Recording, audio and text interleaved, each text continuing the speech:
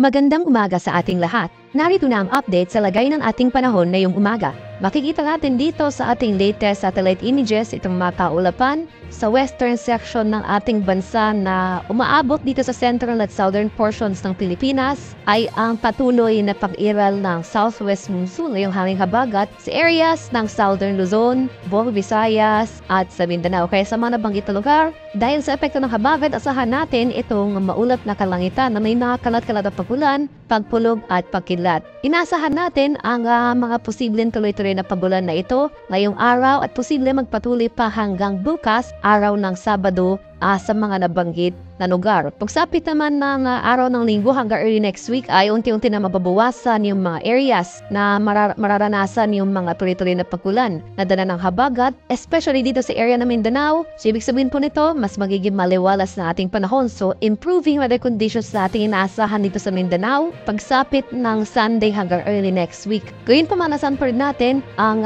epekto ng habagat dito sa western section ng Visayas at buong Southern Luzon for the next 3 to 5 days. And for the rest of the country, including Metro Manila, sa rest of the forecast period, ay maliwalas sa panahon pa rin na ating inaasahan. Partly cloudy to cloudy skies, may chance pa rin ng thunderstorms pagsapit ng hapon hanggang sa gabi. At sa kasalukuyan, wala pa rin tayong binabanteng low pressure area o anumang sama ng panahon sa loob at labas ng ating Philippine Area of Responsibility na maaaring makapekto sa ating bansa sa mga susunod na araw.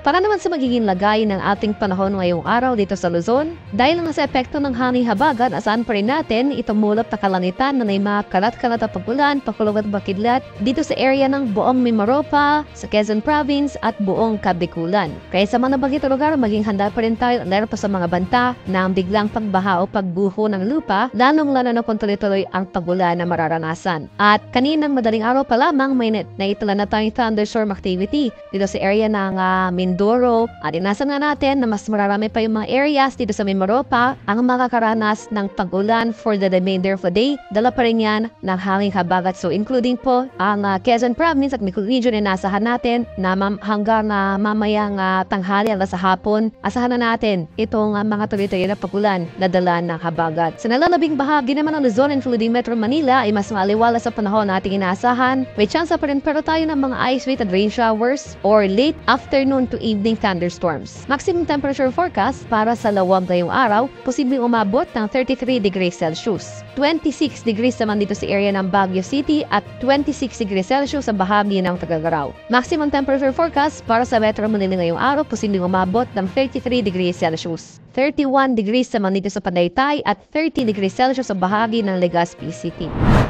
Sa area naman ng Palawan, Visayas at sa Mindanao, so napapansin po natin dahil nga may kalawakan yung epekto ng hanging habagat ngayong araw, buong Palawan, buong Visayas, buong Mindanao, makakaranas tayo ngayong araw ng kalat-kalat na pag-ulan na may pakulog at pakidlat. So mataas ang chance ng pag-ulan na ating asahan ngayong araw sa mga nabanggit na lugar. So may mga early morning thunderstorms na tayo naitala dito sa area ng Palawan. Mas marami pa yung areas dito sa Palawan na makakaranas ng pag-ulan ngayong araw. Especially nga dito sa western section ng mga nabanggit na lugar, dito sa western section ng Visayas at sa Zamboanga Peninsula. Ito yung mga areas sa pinaka-naapektuhan ng hanging habagat. So sa mga areas na ito, patuloy tayong maging handa at alero sa mga banta ng flash floods or landslides. Maximum temperature forecast para sa Kalayaan Islands at Puerto Princesa ngayong araw, posibleng umabot ng 31 degrees Celsius. 31 degrees rin dito sa Iloilo City at 31 degrees Celsius rin dito sa area ng Cebu at Tacloban City.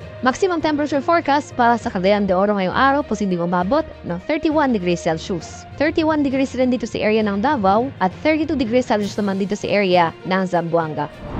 Sa kalakainan nating karagatan sa kasalukuyan, wala pa rin nakataas na gain warnings at ang mabaybay na ating kapuluan at light to moderate na pag-alon na ating inaasahan sa malaking bahagi ng ating bansa. Doon pa man, sapagkat may epekto nga or mayroon nga itong hanging habagat sa ating bansa, especially dito sa western section ng Pilipinas, asahan pa rin natin na kung meron tayong offshore thunderstorm activity, asahan natin itong bahagyang paglakas ng hangin at kakibat nito ang bahagyang pagtaas ng ating mga alon.